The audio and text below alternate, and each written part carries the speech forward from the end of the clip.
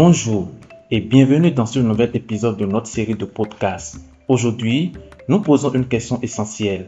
Quel rôle jouent réellement les professionnels de santé dans l'accès à l'avortement sécurisé? Au-delà de ces actes médicaux, les soignants sont souvent la première porte d'entrée, la première oreille, le premier regard. Leurs attitudes, leurs paroles, leur disponibilité peuvent faire toute la différence entre une expérience respectueuse et une situation traumatisante.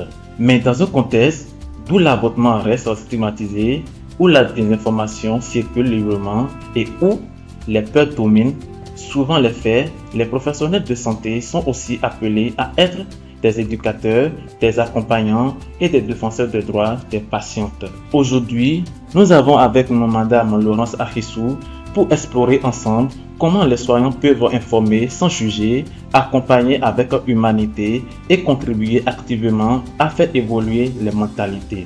Madame Laurence Afissou, bonjour. Bonjour monsieur le journaliste et bonjour aux auditeurs. Veuillez vous présenter s'il vous plaît. Je suis Effundayo Laurence Afissou, je suis consultante en santé sexuelle et reproductive. Sans plus attendre, plongeons directement dans le cœur de notre sujet. Alors, Madame Laurence Afissou, quel est le rôle fondamental des professionnels de santé dans l'information complète et objective concernant l'avortement? Merci beaucoup monsieur le journaliste. Alors, il faut commencer déjà par dire que les professionnels de santé ont l'obligation de fournir une information exhaustive, précise et objective sur l'avortement. Et je veux dire sur l'avortement sécurisé. Cela inclut les différentes méthodes d'interruption volontaire de grossesse, médicamenteuses et instrumentales, pour parler de la méthode chirurgicale, avec, n'est-ce pas, leurs spécificités, leurs risques potentiels et leurs effets secondaires. Il y a également, toujours dans le même registre, les délais légaux, c'est-à-dire informer sur les délais maximaux pour recourir à l'interruption volontaire de grossesse. Il y a également les différentes étapes du parcours, parlant par exemple de la première consultation à la consultation de suivi post-IVG. Il y a pour finir les droits de la personne concernée, donc les droits de la patiente qui est en train de vouloir faire l'option d'aller à l'avortement sécurisé, notamment le droit à la confidentialité et pour les mineurs, la possibilité de ne pas avoir à obtenir le consentement parental. Toujours parlant du rôle fondamental des professionnels de santé dans l'information complète et objective concernant l'avortement, nous avons également l'accompagnement et le soutien psychologique. Même si de nos jours, pour le moment, ce rôle-là se fait un peu rare, nous dirons qu'au-delà de l'information technique, les professionnels de santé doivent offrir un cadre d'écoute et de soutien. Cela peut se traduire par exemple par la proposition systématique d'un entretien psychosocial qui est d'ailleurs obligatoire pour les mineurs, qui permet d'aborder les aspects psychologiques et sociaux liés à la décision.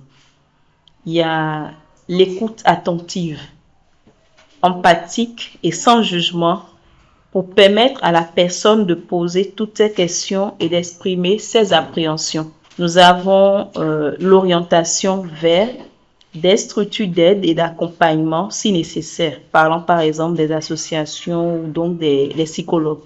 Le troisième aspect, c'est le respect du choix éclairé et libre de la personne.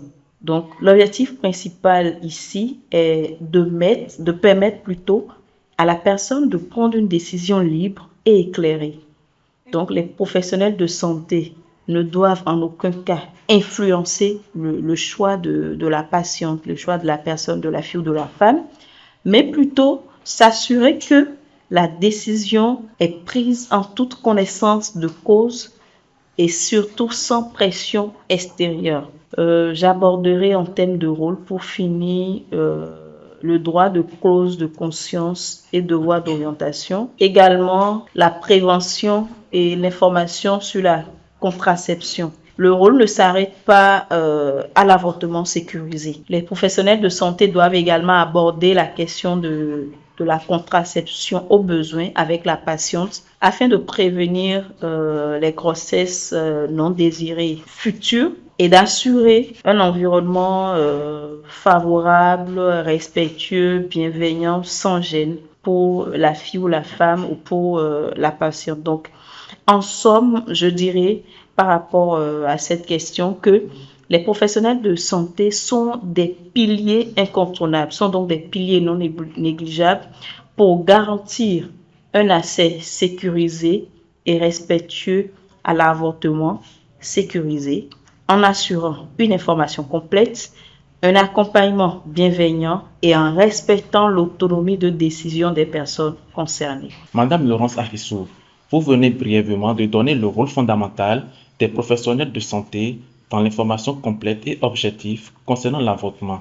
Alors, selon vous, comment les professionnels de santé peuvent-ils accompagner au mieux les personnes envisageant ou ayant recours à un avortement en adoptant une approche empathique et sans jugement? Par rapport à cette préoccupation, je pense que les professionnels de santé peuvent accompagner au mieux ces personnes-là, qui sont notamment des filles et des femmes, à créer un espace de sécurité et de confiance. Et quand je parle d'espace de sécurité et de confiance, je mets ici l'accent sur la confidentialité absolue et assurer donc à cette personne-là que toutes les informations échangées resteront strictement confidentielles. Donc, la toute première base, c'est d'abord la confiance, la confidentialité. Ensuite, l'environnement doit être accueillant. Donc, le lieu doit être propre, calme, respecter l'intimité et ce qui peut forcément aider la patiente, la fille ou la femme à réduire son stress et son anxiété. Donc, il faut rassurer la fille ou la femme qui veut aller à l'avortement sécurisé. Il faut la rassurer parce que ce n'est déjà pas facile pour elle de se donner à cet exercice. Donc, la rassurer permettrait de réduire le stress à son niveau. Il y a également le langage clair et accessible. Et là, je reviens sur la compréhension. Donc, il faut expliquer les procédures, les options et les risques dans des termes simples et terre à terre, en évitant surtout le jargon médical. Il ne faut pas oublier ici que la fille ou la femme peut ne pas maîtriser le jargon médical si elle n'est pas du secteur sanitaire. Donc, vérifier que la personne a bien compris et l'encourager à poser des questions pour tester son niveau de compréhension par rapport aux différentes informations qui lui sont apportées, qui lui sont exposées. Il y a également le fait qu'il faut adopter une posture empathique et non jugeante. Donc, une écoute active et bienveillante. Et ici, il faut mettre l'accent sur le fait que l'écoute doit être attentive par rapport à la personne et surtout, il ne faut pas l'interrompre et lui laisser le temps d'exprimer ses doutes, ses peurs et surtout veiller à ne pas couper ses émotions. Et ici, il faut que le professionnel de santé fasse attention pour ne pas minimiser ce que ressent la patiente. Ensuite, nous avons la suspension du jugement personnel. Donc, les professionnels de santé doivent être conscients de leurs propres valeurs et convictions, mais les mettre de côté pendant la consultation et surtout rester neutre. Donc, l'objectif est d'aider la personne dans sa décision, mais pas d'imposer à cette fille, à cette femme ou à cette patiente un point de vue. Il y a également, comme j'ai eu à en parler tout à l'heure, la neutralité du langage. Donc ici, comme je l'ai dit, il faut utiliser des termes neutres et objectifs et éviter tout langage qui pourrait stigmatiser ou culpabiliser la personne. Je continuerai en mettant l'accent sur le fait qu'il faut assurer un accompagnement tout au long du processus ou du parcours. Donc, avant l'avortement sécurisé, il faut proposer un entretien psychosocial qui est obligatoire. Et ensuite, pendant l'avortement, il faut s'assurer du confort physique et psychologique de la fille ou de la femme et expliquer chaque geste et demander si elle a des questions ou des besoins. Et pour finir, je dirais qu'il faut respecter l'autonomie et le droit de décider. Parlant d'autonomie et du droit de décider, je parlerai de la décision finale. Donc, rappelez que la décision finale revient à la patiente ou à la personne concernée. Donc, le rôle du professionnel là est d'éclairer. Et il y a également le délai de réflexion. Donc, insister sur l'importance du délai de réflexion lorsqu'il est légalement prévu dans certains cas pour permettre à la personne de bien mûrir, d'avoir le temps de bien mûrir sa décision pour ne pas avoir à revenir encore en arrière. Donc voilà un peu ce que je peux dire par rapport à comment les professionnels de santé peuvent accompagner au mieux les personnes envisageant ou ayant recours à un avortement. Merci. Pour illustrer ce fait, Madame Laurence Arissou, de quelle manière les professionnels de santé peuvent-ils contribuer activement à la déstigmatisation de l'avortement au sein de leur pratique et dans la société en général? Alors, en ce qui concerne la manière appropriée pour les professionnels de santé de contribuer activement à la déstigmatisation de l'avortement au sein de leur pratique et dans la société en général, je dirais que ces derniers doivent adopter un langage neutre et non jugeant. Donc, ils doivent éviter les termes moralisateurs ou culpabilisants. Ils doivent normaliser dans la mesure du possible l'acte.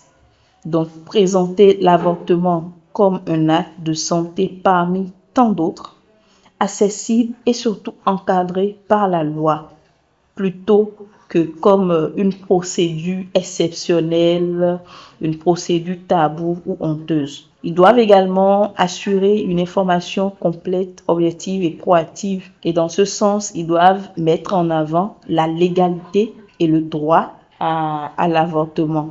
Ils doivent aborder la contraception post-avortement comme une suite logique. Cela montrera que la prise en charge, elle est globale et axée sur la santé reproductive à long terme et non seulement sur l'acte de l'avortement. Ils doivent également œuvrer pour créer un environnement accueillant et respectueux et soutenir également les collègues et faire de leur mieux pour lutter contre l'autostigmatisation. Parce que les professionnels de santé qui pratiquent l'avortement sécurisé eux-mêmes peuvent ou non être victimes de stigmatisation. Donc, il est important de créer des réseaux de soutien, des espaces d'échange et de formation continue pour partager les bonnes pratiques et renforcer, pourquoi pas, leur résilience. Madame Laurence Arissou, quelles sont alors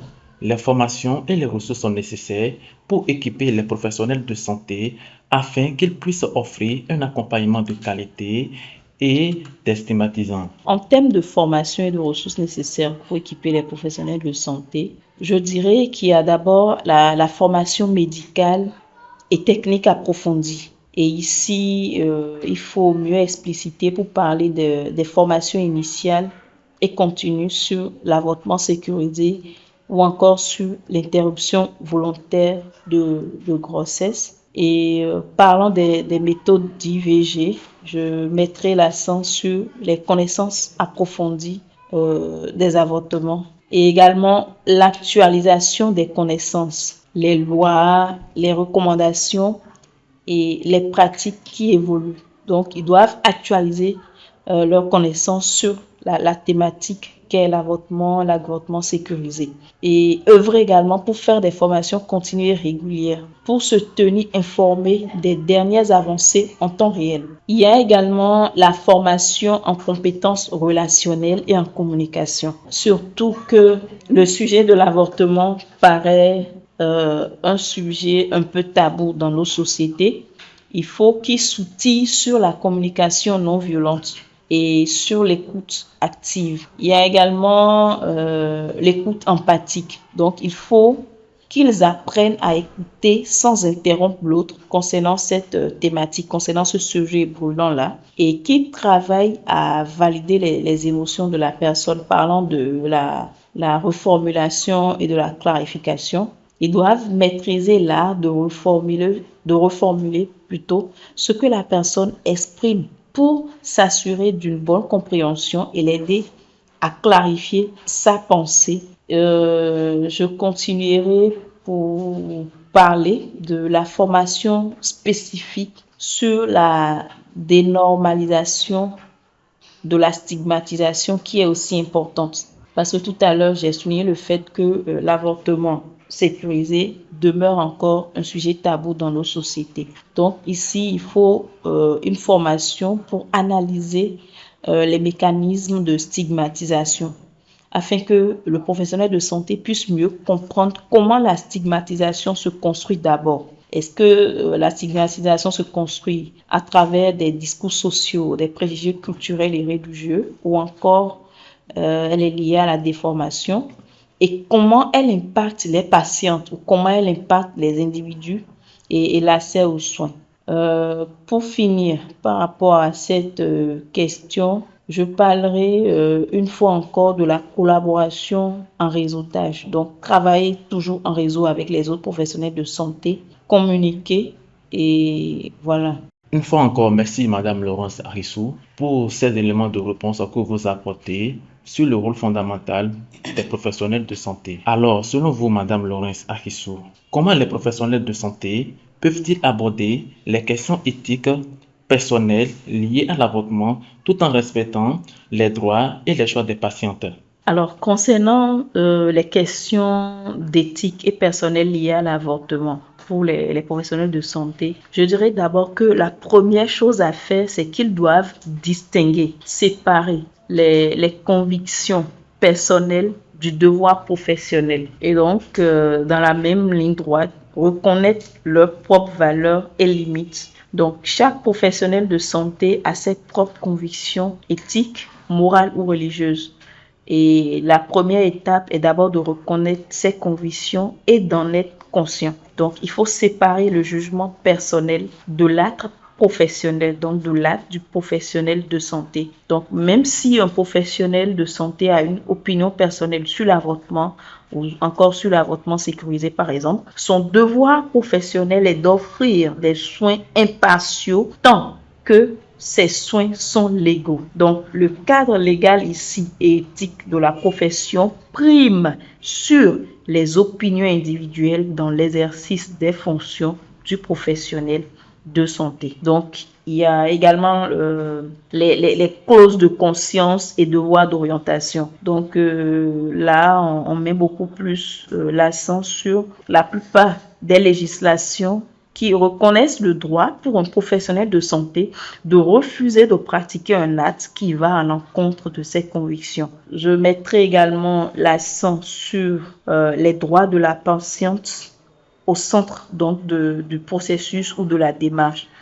Donc, il y a à ce niveau l'autonomie décisionnelle, il y a le droit à l'information complète et loyale, il y a le droit à l'intimité, le droit à un accompagnement sans jugement. Donc, tout à l'heure, on avait abordé le fait que l'agent de santé devrait se débarrasser de ses opinions et vraiment agir avec professionnalisme. Il y a également la gestion des conversations sur les dilemmes éthiques. Donc, poser des questions ouvertes et non subjectives, plutôt que de demander, par exemple, êtes-vous sûr de vouloir faire ça? Il faut privilégier, par exemple, comment sentez-vous par rapport à cette décision? Comment vous vous sentez par rapport à cette décision?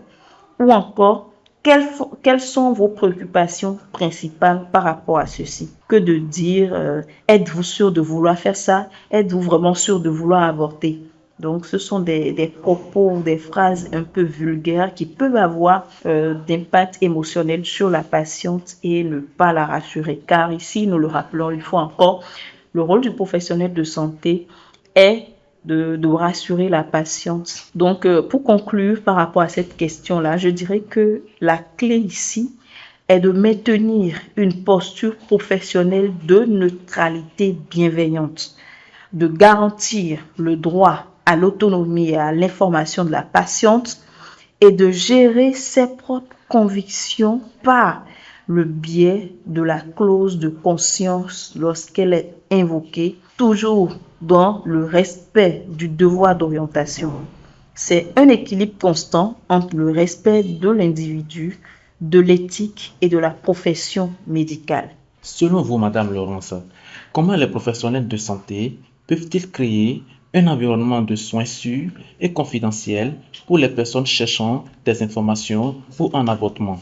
Alors, je dirais, selon moi, que les professionnels de santé peuvent créer un environnement de soins sûrs et confidentiels pour les personnes cherchant des informations ou un avortement, en œuvrant d'abord pour la création d'un environnement de soins sûrs et confidentiels pour les personnes cherchant des informations ou un avortement, mais également aménager l'espace physique et logistique du lieu de soins. Donc déjà, la discrétion de l'entrée et des locaux, éviter les signalisations trop visibles ou des signalisations trop gênantes pour la patiente. Et parlant par exemple des cliniques ou des services dédiés à l'avortement qui devraient idéalement ne pas se distinguer des autres services de santé pour éviter d'attirer l'attention ou de marquer ou encore de stigmatiser ces personnes qui s'y rendent plutôt. Donc, les services de l'avortement sécurisé doivent être des services assez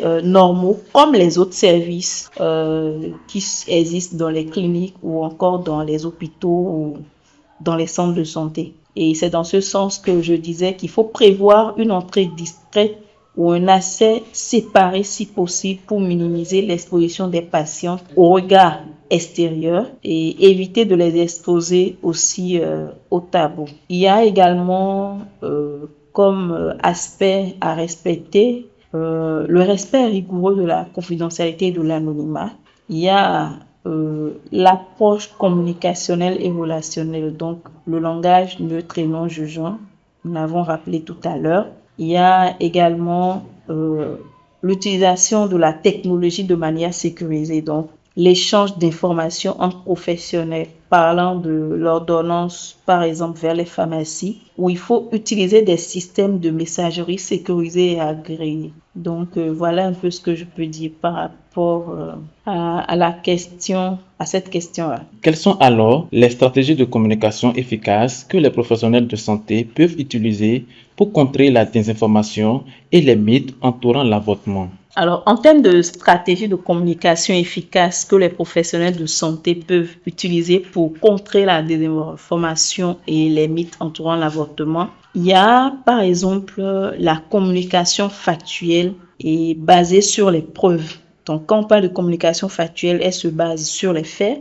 Donc, il faut fournir des informations médicales précises. Donc, expliquer, par exemple, les méthodes d'interruption volontaire de grossesse, leur taux de réussite, leurs risques réels, si ces taux-là sont faibles ou pas. Et également, utiliser des sources fiables. Donc, il faut qu'ils veillent à se référer aux données de l'Organisation mondiale de la santé, par exemple, ou encore des sociétés savantes parlant de la gynécologie obstétrique ou encore du ministère de la santé. Merci, Madame Laurence Arissou. Alors, selon vous, comment les professionnels de santé peuvent-ils soutenir la santé mentale et émotionnelle des personnes avant, pendant et après un avortement? Le soutien à la santé mentale et émotionnelle des patientes avant, pendant et après un avortement, par exemple, est une composante essentielle, très essentielle même, d'un accompagnement de qualité. Donc, cela implique une approche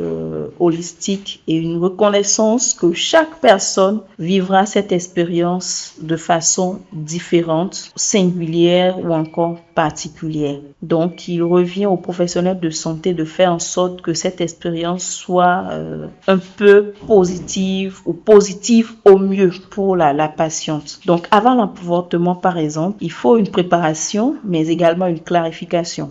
Donc, c'est souvent la période la plus délicate où les émotions sont les plus intenses. Pendant l'avortement, je dirais qu'il faut un soutien et une forte présence. Donc, créer un environnement calme et respectueux en minimisant les bruits gênants et les perturbations. Il faut assurer l'intimité également de la fille ou de la femme qui est en train de s'adonner à l'avortement sécurisé. Il faut une présence, comme je l'ai dit tout à l'heure, et une communication continue pendant tout ce processus-là. Donc, le professionnel doit être présent, attentif aux signes de détresse de la personne ou de la patiente, expliquer chaque étape de la procédure au fur et à mesure, même si la personne est sous anesthésie. Il faut demander régulièrement comment elle se sent et si elle a besoin de quelque chose. Donc, parlant par exemple du respect de l'autonomie et du rythme. Ne pas précipiter la procédure et s'assurer que la personne se sente vraiment prête. Donc, pour la dernière phase, je dirais après l'avortement, il faut un suivi et un accompagnement post-avortement. Donc, c'est une période où souvent les émotions peuvent évoluer et parfois ressurgir. Donc, il faut travailler à essayer de normaliser les émotions, donc réitérer que la tristesse, le soulagement, le chagrin ou encore la culpabilité sont des réactions possibles et qu'il est important de reconnaître et de ne pas les minimiser. Donc, voilà un peu ce que je peux dire pour la période concernant l'après-avortement. Alors, Madame Laurence Arissou, nous voulons savoir de quelle manière les professionnels de santé peuvent-ils collaborer avec les organisations de la société civile et les groupes de soutien pour améliorer l'accès à l'information et aux services d'avortement. Alors ici, je dirais que j'avais abordé brièvement le réseautage. Je vais mettre également l'accent sur le fait que les professionnels de santé ont un rôle crucial à jouer en collaborant avec les organisations de la société civile et les différents groupes de soutien pour non seulement améliorer l'accès à l'information, mais également améliorer l'accès aux services d'avortement sécurisés. Cette collaboration permettra de combler les lacunes et de renforcer l'efficacité des interventions afin de garantir une prise en charge plus holistique et adaptée aux besoins de personnes. Donc, concernant cette collaboration, il peut donc s'agir du partage d'expériences et de ressources, parlant des formations réciproques ou mutuelles, parlant du développement matériel et d'information, parlant également de l'amélioration de l'orientation et de l'accès aux services. Donc, ils peuvent encore collaborer avec les organisations de la société civile en organisant un plaidoyer et pour freiner la stigmatisation. Donc, unir leurs voix pour un changement. Ils peuvent également collaborer de plusieurs manières. Donc, par exemple, œuvrer contre la désinformation et la stigmatisation spécifiquement concernant l'avortement. Donc, promouvoir et défendre les droits des patientes et travailler pour une amélioration continue des services d'avortement sécurisés aux filles et aux femmes.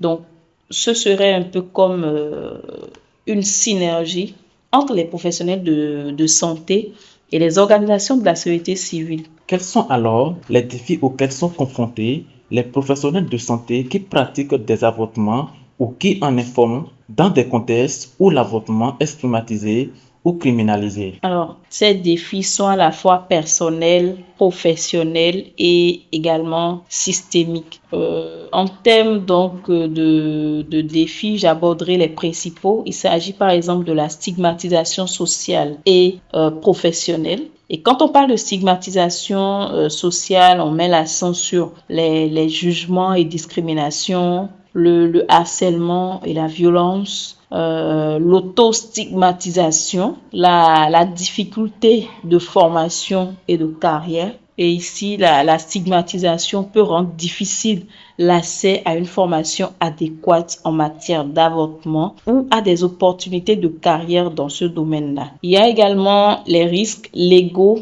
et la criminalisation. Donc, les poursuites pénales, l'ambiguïté juridique, l'obligation de dénonciation. Et tout ceci engendre des obstacles plutôt à la prestation de soins. Et ça impacte également la santé et le bien-être des patientes. Donc voilà. Madame Laurie Safissou, quelles sont les évolutions nécessaires dans les politiques de santé et les protocoles de soins pour garantir que les professionnels de santé soient en mesure d'offrir un accompagnement optimal en matière d'avortement? Alors, pour garantir un accompagnement optimal en matière d'avortement, des évolutions significatives sont nécessaires tant au niveau des politiques de santé que des protocoles de soins. Donc, ces évolutions doivent viser à créer un environnement favorable, non stigmatisant et axé sur les droits des personnes. Donc, je mettrai ici l'accent sur les principaux axes d'évolution. Et en termes de ces principaux axes d'évolution, je mettrai d'abord l'accent sur le cadre légal et politique. Et dans ce sens-là, il y a la dépénalisation et la décriminalisation de l'avortement. C'est la première étape. Il y a ensuite la législation basée sur les droits humains. Il y a la protection des professionnels de santé, le financement adéquat, mais également la reconnaissance de l'avortement comme un service essentiel.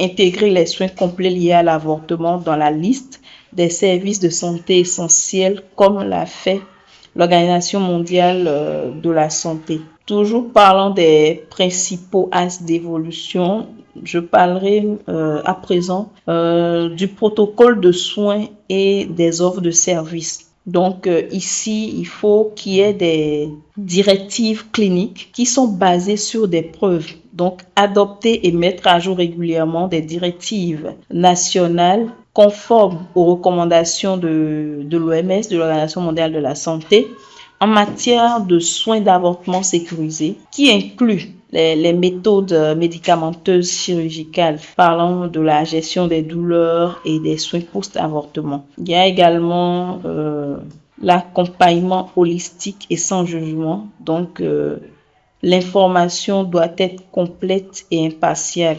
Il y a le soutien psychologique. Donc, il faut œuvrer et veiller surtout à offrir un accompagnement psychologique systématique et accessible avant et après également l'avortement pour aider les filles, les femmes ou encore les patientes à traverser cette expérience. Et ce soutien doit être de façon continue pendant tout le processus et doit également être confidentiel et surtout dénué de tout jugement. Comment renforcer le rôle des professionnels de santé comme acteurs clés de l'information, de l'accompagnement et de la déstigmatisation de l'avortement pour garantir l'accès à des soins de qualité pour toutes et tous? Alors, par rapport à cette question, je dirais qu'il faut d'abord renforcer la formation initiale et continue, donc intégrer une éducation complète et déstigmatisée. Les programmes de formation en médecine, en sciences infirmières et en psychologie doivent inclure des modules obligatoires sur l'avortement comme un soin de santé essentiel. Ces formations doivent être basées sur des preuves scientifiques, exemptes de jugement moral et mettre l'accent sur les droits reproductifs. Il faut également mettre l'accent sur les aspects psychosociaux, donc intégrer la formation sur l'accompagnement psychologique des personnes qui choisissent d'avorter, ainsi que sur la détection et la prise en charge des complications psychologiques liées à la stigmatisation ou à l'accès difficile aux soins. Je dirais pour conclure qu'il faut investir dans ces domaines et les professionnels de santé pourront non seulement offrir des soins d'avortement de haute qualité, mais aussi jouer un rôle proactif dans la création d'une société où l'avortement est reconnu officiellement comme un soin de santé légitime, accessible et dénué de toute sorte de stigmatisation pour toutes, mais également pour tous, dans l'espérance qu'on aura des sociétés, des communautés qui adopteront réellement l'avortement sécurisé, sans tabou et sans trop préjugés. Ce que nous retenons, c'est que les professionnels de santé ne sont pas de simples exécutants médicaux. Ils sont des acteurs essentiels de la dignité, du respect et de la santé des femmes. Leur rôle va bien au-delà de la technique. Ils touchent à l'écoute, à l'information éclairée, à la protection contre la stigmatisation et au soutien émotionnel. Pour qu'ils puissent jouer ce rôle pleinement, il est crucial de leur fournir des formations appropriées, des ressources, un cadre légal clair et un appui institutionnel solide. Mais surtout, il faut reconnaître leur voix et leur implication comme indispensables dans la construction d'un système de santé plus juste, plus humain et plus équitable pour toutes et tous. Ce podcast est une initiative du réseau des femmes leaders pour le développement avec le soutien d'Amplify Change. Merci à Madame Laurence Ahissou pour ses contributions riches et à vous, auditrices, auditeurs, pour votre écoute engagée. À très bientôt pour un nouvel épisode où la parole est claire et libère.